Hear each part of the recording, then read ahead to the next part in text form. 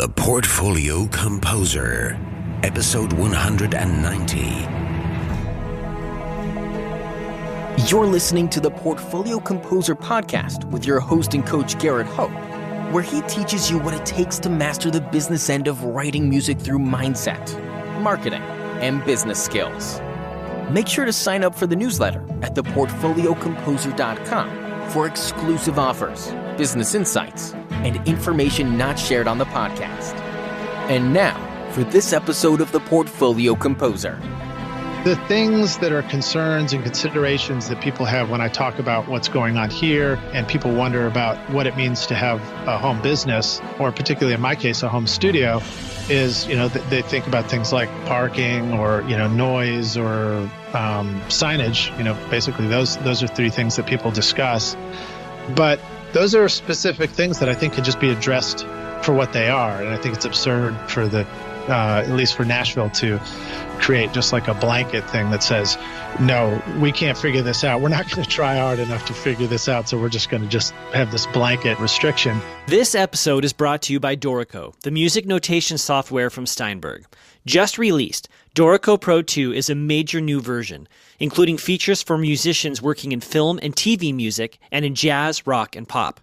Steinberg have also released Dorko Elements, a new entry-level application that packs all of the essential power of Dorko Pro into a simple, streamlined package that is ideal for those getting started.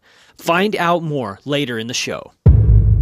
Hey everyone, it's Garrett. Thank you for tuning into this episode of the Portfolio Composer. I am so grateful that you are listening and you're taking the time to be with me here as we explore what it means to be a composer in the 21st century.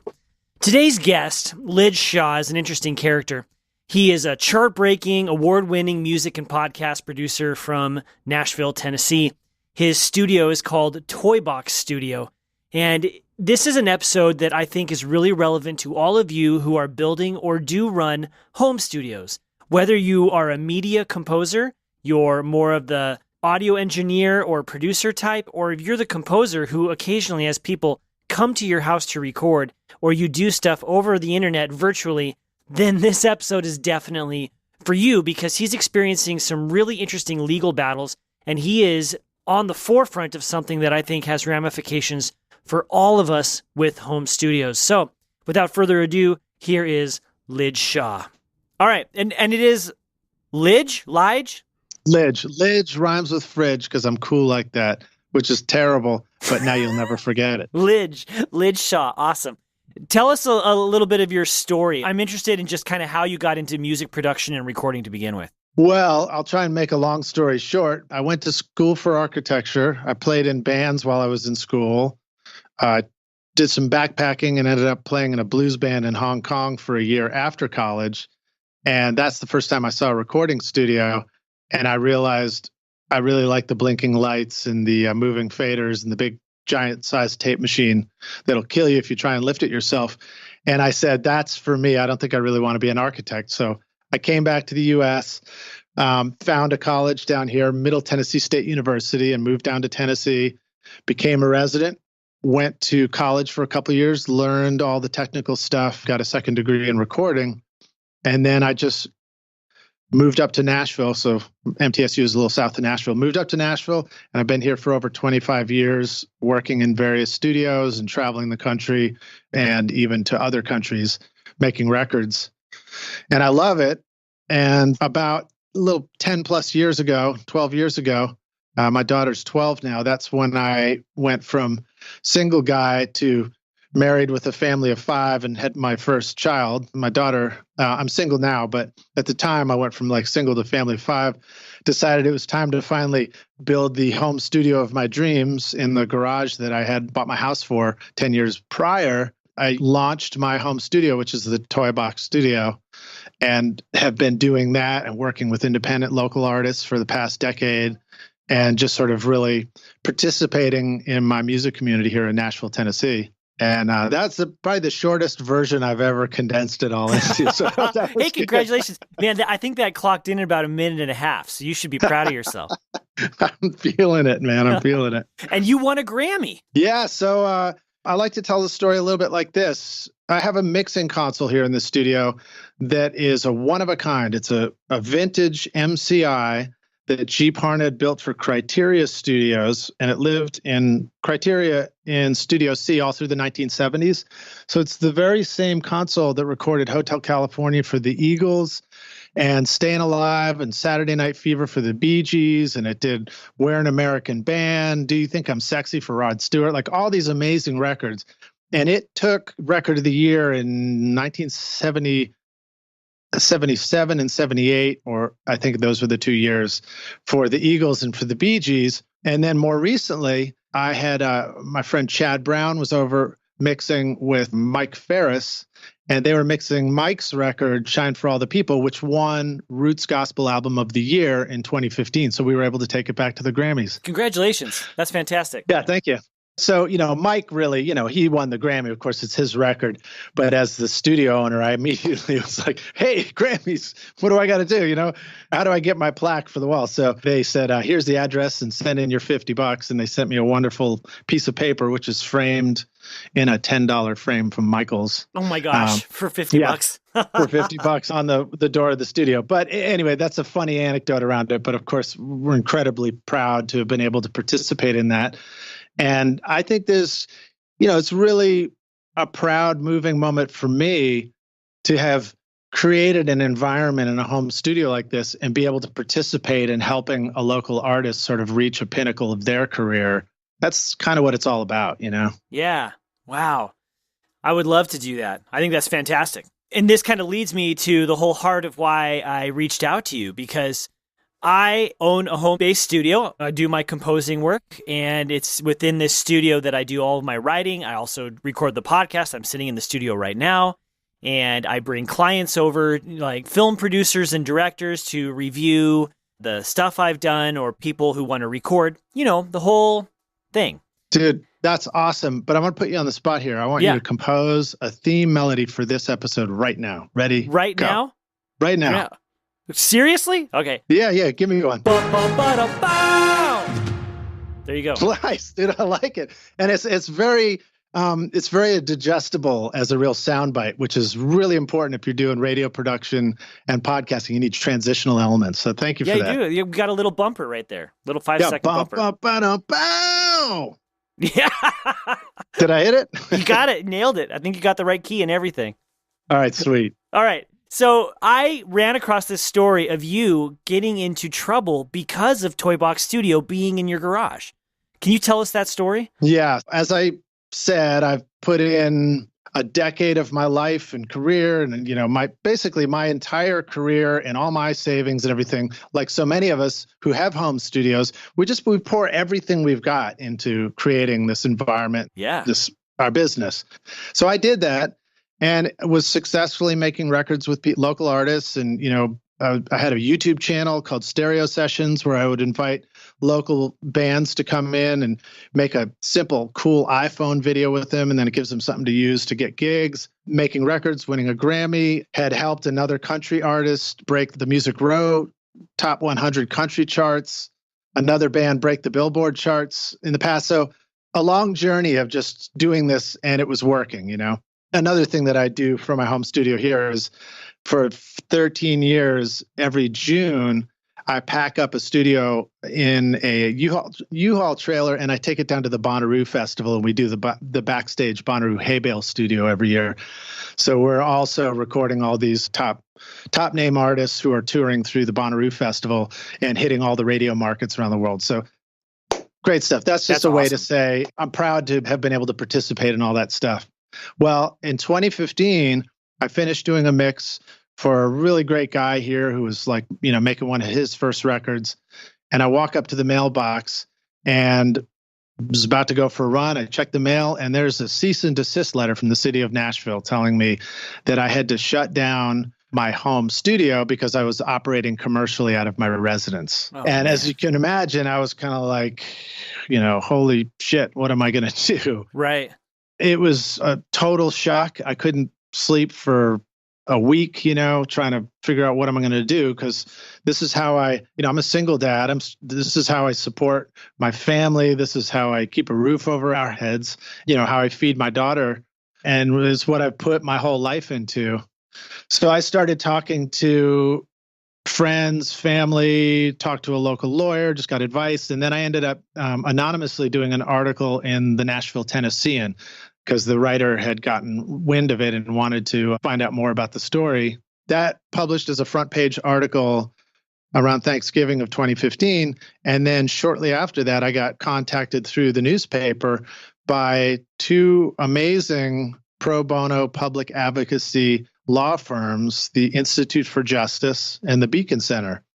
And these guys reached out to me and they said, what you're going through is exactly the kind of issue and the kind of people that we're trying to help as our mission statement, because they specialize in economic liberty and property rights. And so I was thrilled to be able to actually have somebody who kind of understood what I was going through and could help. And the limitation on Nashville is that while you can work from home, you're not allowed to have a customer come over or a client. So that's really the strict sort of draconian law on the books as far as why nobody's able to do any kind of a business that has a customer come over. That strikes me as completely odd, because you're in one of the music hubs in the United States.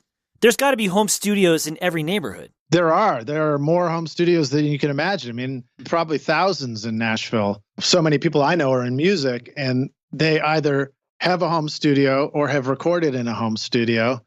I would say probably every major commercial studio owner in Nashville probably either has a home studio or has had one in the past, or has certainly made a record in a home studio. Many great records. I mean, Nashville has many decades of traditions of home studios. The very first multi-track studios were all in homes. In fact, Music Row itself was two streets of houses and homes that studios went into and then businesses went into, and it grew into Music Row. And, so really studios and home studios are at the core fabric of the entire music community here in Nashville, from, the planting a seed of a song and an idea that grows into the biggest, world's Grammy-winning hit song. So why you? Are all these studios getting cease and desist letters? Well, so that's a fair question. And not everybody's getting a cease and desist letter. I was doing something that maybe was a little bit different from some other people. There is the approach that says, I'm going to have my home studio and I'll just sort of like, it'll be word of mouth. And if I know somebody and they know me and know somebody, then maybe I'll get a call for doing a session with them. And then I think also a lot of people may have been kind of, being a little bit hidden with how they were doing it. They felt like they needed to operate a little bit apologetically since they're not a commercial studio. But I sort of looked at it and I said, everybody has home studios. That's what they do in Nashville. I mean, that's why I built it. I didn't come up with the idea of a home studio. I just saw that was what you do in Nashville, and I thought I want to do that too. But I started really trying to participate as an entrepreneur. I really started trying to do things using this new technology called the internet to really grow my business and try and meet new people and network that way. So I did things like have a YouTube channel where I was promoting bringing in bands. I had a website that was quite active, and I put my rates up on my website. And I did, something I learned was a smart thing to do, which is, make a video of yourself, put it on the landing page of your website where you're actually telling people what you do and welcoming them to come work with you. And then I did the other thing that we hear constantly, which is use social media. So I would post things about sessions I was doing on Facebook and on Twitter and on Instagram and all that. These are all the things that if you really want to actually succeed and thrive in your business, this is what you're supposed to be doing. So I was doing them. Yeah. I mean, that's the essential marketing element of everything, right? Yeah, absolutely. You put yourself out there, you create a brand, and then you have to let people know that you're doing this or no one's going to hire you. Yeah. And sure, there are people who make enough records, as many records as they want without doing that. But there may be people here in Nashville who already have like a deeply woven network of connections and they don't need to reach out that way. But in my case, as a single dad, sort of settling in and trying to grow this from sort of a form of zero to into something, I really had to start somewhere. And, beyond that, I just like it. I mean, I like the entrepreneurial spirit and marketing and trying to get the word out through my website. And I love using the internet. I hate staring at a screen sometimes, but I love using the internet. Right. Okay, so you get the cease and desist letter, and it's basically saying you're welcome to have a home studio, but you can't have anyone come over. Exactly. So that is the limit. Well, no, they didn't even say that in the cease and desist. They just said shut it down. Really? Yeah. And then I got a call from City Codes about a month after the letter, and I had talked to people and tried to figure out what it means and what I need to do and be a home studio at that point. And I get a call, and she basically just looked at the internet and said, you have to take first she said, are you ready to schedule an inspection? And I was like, an inspection? What do you mean? What's there to inspect? And she said, we come and we'll walk through and we'll verify that you removed all recording equipment from the premises. And I was like, holy crap, what are you talking about? I can't do that. I'm a home studio and I live here and this is what I do. And if you know what it's like and you've got some stuff to record with, that's a pretty major task. Yeah, you can't just pick that up. Anybody who's ever wired a patch bay before knows that that's not an easy thing to undo, I guess you could take a big pair of scissors and destroy all the incredible work you put into it. But yeah, so we had that conversation. I said, I'm a home studio. I don't want to be in trouble for something. I want it to be okay. And I was trying to figure out what they needed me to do. And I said, I'm sorry, I'm a home studio. This is where I live. I'm trying to be in compliance. What do I need to do? And she said, well, you need to take the rates off of your website and you need to remove this video where you're welcoming bands to come record with you. And so I'm like, okay, yes, ma'am, I'll do all these things. And then she made me shut down my YouTube channel too. So she made me stop doing the stereo sessions where for a year, I had published 2 videos a week. I'd have some bands come in for one concentrated event and then just capture a whole bunch at once. And then we'd release it periodically. And so she made me shut that down, which is really, quite honestly, it's an infringement of my right to free speech. But that's a whole nother topic. Right. And so I did all those things and then spoke with, so she called back after that and then left another message and said, all right, well, I spoke to my supervisor and you don't have to remove all your stuff, but if we get another complaint about you recording anybody other than yourself, and that includes podcasting, she just threw that in randomly. How? How does that count? Well, get this. Then we will immediately take you to court and file a warrant. What? So you could get arrested now? It's some scary shit. That's all I got to say. When you're trying to just survive, live here, and I've got a responsibility of my daughter to take care of and my home and, just trying to have a life and career and make an honest living. And you get threats like that, that's not as an individual, that's not the kind of thing where I'm like, going to go take on the big faceless government. That's pretty scary stuff. Yeah. This episode is sponsored by Dorko, the future of scoring. And we want to feature real Dorko users so you can know that real composers out in the world today are using Dorko to make their careers happen. My name is Joel LaViolette. I'm a musician. I have several bands. We travel internationally. I also teach traditional Zimbabwean music. I think the obstacle that prevented me from jumping to Dorko right away was just that it's so new. I really wanted to watch it and see what features existed. I love just how clean and clear the output is. I do most of my composing in Cubase, but the notation aspect of Cubase isn't as pretty or as immediate as it is in Dorko. For me, working within Cubase and then being able to export the XML and drop that right into Dorko is just awesome. Just instantly have something that looks great, that my musicians can read easily. I'm not having to spend hours and hours having to edit the notation to make it convey what I'm trying to say. I don't know if this is a benefit or a feature, but I just think this is so cool. Something that's really awesome is a lot of times I'll write parts within Cubase that are pretty complex. And then I can bring that into Dorko. And then depending on the level of my students, I can really easily just highlight several measures and then simplify the rhythmic structure of it. And Dorko's really smart with how it handles that. I'll create a few different flows, and then I can have more and more simplified versions of the parts depending on the students that I'm working with. I'd say anybody that is a composer or is a musician that's needing to quickly write charts for their band to play, I would say it's worth the price of admission. It's just so fast and so easy to make different variations and things. So I'd say anybody that, if that sounds like you, definitely go for Dorko. I really appreciate that Steinberg has put the effort and the money into bringing in a great team to do this. It's really great to just see that there's a fresh approach and that those people on that team are being supported. And if you go to the forums there on Steinberg, you see it's really active, and you see that the developers are actually right there answering questions and, helping guys and ladies like me out who, might not even be coming into this from the engraving world. So it's great. I'm really happy that they're doing it.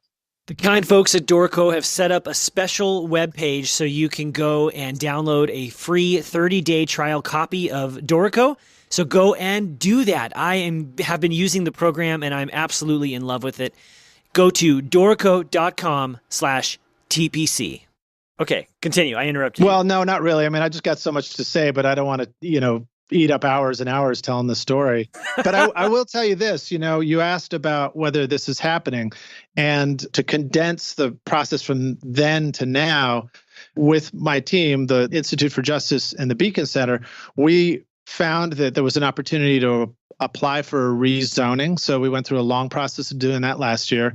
And they actually represent another plaintiff as well, Pat, who is a retired hairdresser, and she's going through the same issues that I'm going through. And she just simply wants to be able to put a salon chair in her garage as a retired older lady. That's her only retirement possibility, is to be able to continue working into older age. And she was also not allowed to do it. But I went around the neighborhood, canvassed, talked to all my neighbors, found out that everybody in my neighborhood was totally in support, and they completely supported what I was trying to do with the rezoning. They had no problem with my studio. I'd never had a complaint from any neighbor in the past. And I got a petition signed with 40 neighbor signatures from my neighbors all around me. 7 handwritten letters went into the Metro Council from the neighbors. We had 50 plus emails that went to every single Metro Council member from neighbors and friends and music community in support of this, saying this, this should be allowed. And then 15 of my neighbors came out in person to the public hearing and showed up, and paid for parking downtown during rush hour traffic and sat there for, 2 hours just to show that they were in support of my ability to be able to do this. And despite all that, the Metro Council still voted no on my rezoning. So the rezoning would have meant I'm mixed use residence and mixed use as a home recording studio. So it was only trying to do the above board option that seemed like the one that they left as available, and create a situation where I would have had all the same limitations that a home and a resident has. So you can't do anything that looks like you're not just a house, right? I have a privacy fence. I've got plenty of room for parking cars if somebody's over here to record with me right in my driveway. It's a professionally soundproofed studio, so there's no sound issues at all. And there's no signs or anything like that. It literally just looks like a home. Wow. I went through this whole process and they still voted it down. And so we decided that the next option is to just simply take it to the next level. So in December, very publicly, I filed a lawsuit against the city of Nashville for infringing on my constitutional right to be able to make an honest living from my own home. Okay, so I understand that this is a local law. It's an issue for Nashville. But in your knowledge and experience, is this happening in other places too? Well, I can't be an expert on all codes ordinances all Right, across of the course country, but my understanding from what my lawyers have told me is that Nashville has unique restrictions on it that other cities make more allowances for. So Nashville, it does seem to be unique in this fact that they, ironically, the one place where you might need to, it's like you can't make music in Music City out of a home studio. But I wanted to add this too. I forgot to kind of tie this into my story, but it's not just happening to me. It's happened to people for years at different times. It did happen to me, and I just happened to be in a unique place and opportunity with working with this incredible team to finally be the one person to step forward and do something about it very publicly and try and make a change for everybody. Right. But I will tell you this. Just recently, even within the last month, I've heard of up to 4 other studios, 2 that reached out to me that I've spoken with, and another 2 that I've heard about, studios recording music, and then other businesses too that are getting shut down by the city for just trying to participate in this new economy of being able to work from home and make a living. Yeah, we're in a gig-based economy is what they're calling it. Nice. Yeah. And we have to be able to create multiple streams of income, and that includes having a home-based business. And I've lived in places, and I've never lived in Nashville, but I've lived in places in Colorado and Pennsylvania where there are very peculiar rules about having a home-based business, about who can come over and when and where they can park and signage and everything. Yeah. And so I'm interested in picking your brain because the people who listen to this show are primarily composers who work from home. So are there best practices so that we don't experience what you're going through? I would say to anybody who's getting ready to go through this, maybe start, if you're going to do something from your home, start with a call to your Metro Council or your city codes office and just find out what the limitations are and get them to tell you very specifically so that you're able to have permission for doing what you're doing. I think that, could result in some frustrations if it looks like they're not going to make that easy for you. And I do think, particularly here in Nashville, it's an absurd limitation. And it's kind of one of those things that nobody has really wanted badly enough to figure out as far as the city goes. Because they tried looking at this issue in 2011, and that was the first time I had heard anything about it. There was an attempt to pass something called the Home Studio Bill, and they were trying to figure out a way to allow studios. And it was like, the whole city, the whole music community was in an uproar about it. People were afraid that they were actually attempting to shut down all the studios at that point, when in fact, there were some Metro Council members who were trying to make allowances for it because it already wasn't allowed.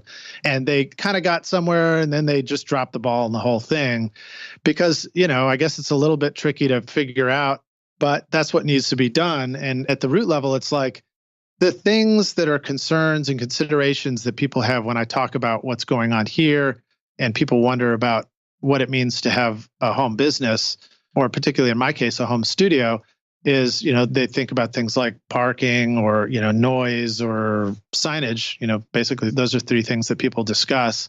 But those are specific things that I think can just be addressed for what they are. And I think it's absurd, at least for Nashville, to create just like a blanket thing that says, no, we can't figure this out. We're not going to try hard enough to figure this out. So we're just going to just have this blanket restriction. So I guess to tie this into advice to your listeners, just understand that it's worth digging in deep before you invest in your home studio to find out whatever limitations there are so that you can at least make an informed choice about what you're going to do. Because it's not fair that the result could be that you invest, a decade of your life and all your investment into doing something with some kind of ridiculous thing that says like a don't ask, don't tell policy that says, well, as long as nobody complains. Well, so what does that mean? So that at the point at which you've invested everything you've got into doing it as well as you can and having as good as possible relationships with everybody around you, if somebody randomly and anonymously just pulls the rug out from under you, you're screwed. Yeah. That's not really a good way to do it. So I guess my advice is call city codes, find out what you can about what sort of limitations there are, and see if there's anything you need to know that you don't know about yet. And talk to other business owners, maybe talk to commercial studio owners if any exist, and ask them what they know, because they may have already learned some stuff locally where you are. And then if you feel like those are things that are sort of outside of the scope of what you're trying to do, on a much simpler level is just simply go talk to your neighbors immediately around you, get to know them on all sides. I know a lot of people with home studios talked about how that was their process, was to go meet the neighbors, talk to them, let them know what they're going to do, make sure you have a great relationship with them, make sure they got your email and your phone number, and they feel free to let you know if there's some reason why they are, concerned, so that you can kind of keep it as a discussion between you and your neighbors. And that's one way to handle it. Yeah, it seems like good advice. I do know that there are several listeners in LA, and you told me before we started recording that California had a history of trying to do something similar to this. Can you tell me that story again? Well, I'm no expert on it, but going through this process, I learned that there was a history in Los Angeles of home studios when they first appeared on the scene. I think we're talking about the 1980s, late 80s, going into the 90s or something like that, that I believe the commercial studios may have banded together to actually shut down home studios intentionally in a competitive spirit, which is, that's pretty rough way to think of, the economy in our world now. And I sure hope that's not what's going on here. I have no evidence to suggest it. All I really know about what's going on in Nashville is that it's anonymous. But there has been a history of that before. And I think that there are present day histories of things like that with other topics, probably with like short-term rentals and shared ride services and things like that, where you have, the industry is getting together to try and shut down the new thing. And let's be honest, we all remember when MP3s first started showing up on the internet, what the record label industry did to try and shut that down. I recall hearing stories about old lady bus driver who has the FBI or whoever it was knocking on their door and sending them $10,000 fines. It was more than that. Yeah, it was like $100,000 or something. Each infraction was $50,000 or something stupid. Yeah, so you get these retirees, and even children were getting letters saying, you now owe us $500,000. And that's just so absurd, and it's just such an example of complete and utter legal overreach, or judicial overreach, I guess, to try and solve a problem that people aren't trying hard enough to solve. So hopefully it's not that kind of spirit around this issue for home studios in Nashville. I think that when Nashville really gets its act together and takes a good close look at this and they start trying to solve it, they're just going to understand that this is terribly important. We call ourselves Music City. We're one of the few places left where some of the greatest musicians in the world still get together face to face every day to make music in homes all over the city, in front of microphones still, where not everything is made just inside a computer. Yeah. And that's what I feel like I have a right to do as a home studio. I want to be able to make music with local musicians face to face in front of my microphones in my studio. So my goal is to fight for my right to record, because everybody knows that home studios already work in Nashville and in Music City. Yeah. What kind of terrifies me here a little bit is how they so broadly define what a client is. They told you that you can't podcast. And I'm speaking with people over Skype or Zoom or FaceTime all the time, clients and otherwise. I get hired to Skype into university classrooms or elementary school rooms, whatever.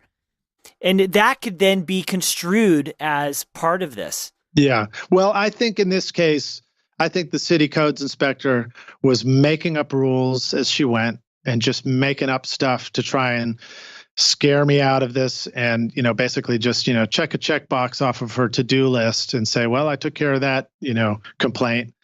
But the problem is, the wake of destruction in her path was just huge. It's like been devastating for me as a single dad and as a studio owner and entrepreneur from the 2 years since then, to try and figure out how exactly I can survive. Yeah. Well, I'm glad that you've got people who are helping, and I'm really excited to follow this and kind of see where it goes. Because I know it's local to Tennessee, but this has ramifications for all of us in the United States. Oh, absolutely. Yeah. And when I've been sharing this on my own channels, so, my podcast now is called Recording Studio Rockstars, and I do interviews with producers and engineers to learn from them to help my audience make their best record ever and be a rock star of the studio themselves.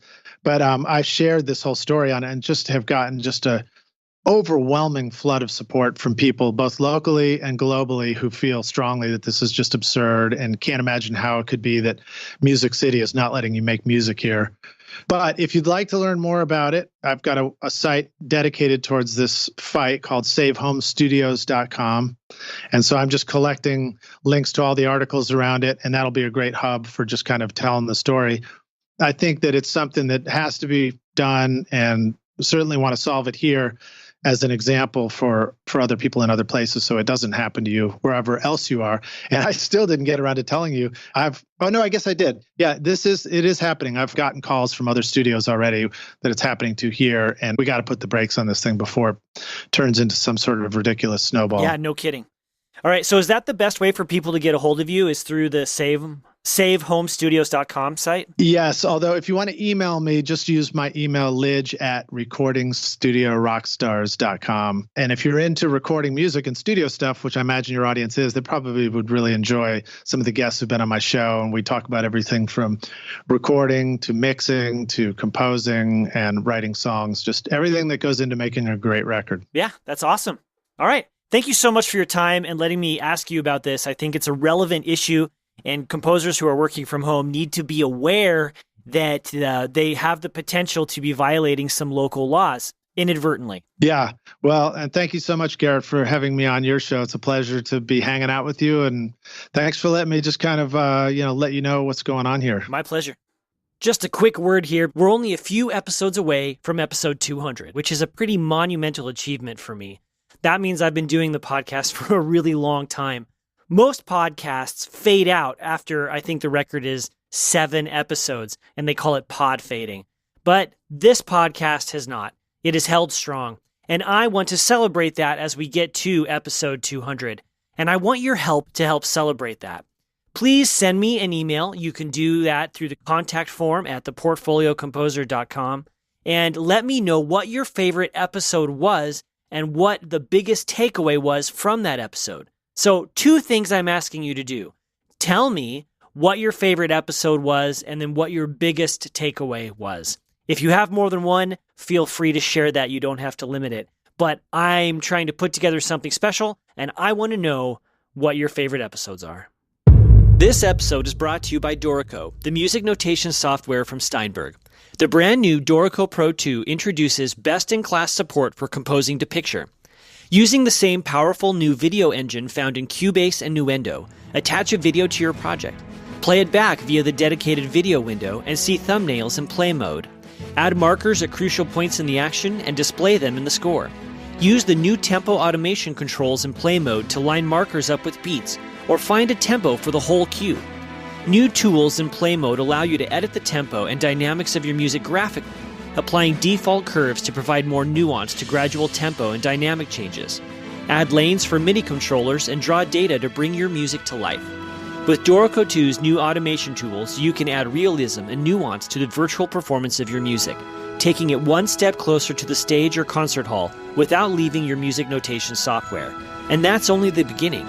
Check out the brand new Dorko website at dorko.com/TPC to find out more.